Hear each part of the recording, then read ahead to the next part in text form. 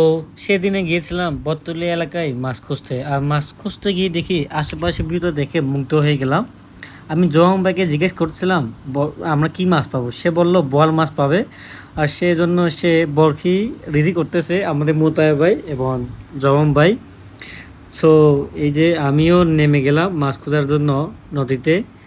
আর আমার আগে কয়েকজন মাছ খোঁজা নিয়ে ব্যস্ত, আর জওয়ান ভাই কিন্তু এখন কিছু খুঁজতেছে।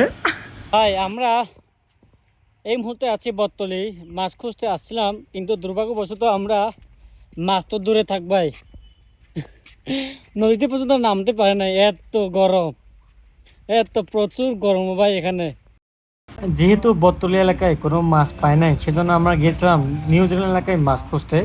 সো ইতিমধ্যে আমরা এই যে কয়টা মাছ পেয়েছি, শুরুতে পেয়েছেন জমম ভাই এবং উমম ভাই, তারা দুজন কিন্তু একটা একটা করে মাছ পেয়েছে। আর শেষ পর্যন্ত আমি কিন্তু কিছু পাই নাই, যেটা আমি এই যে আমি কি করতেছি।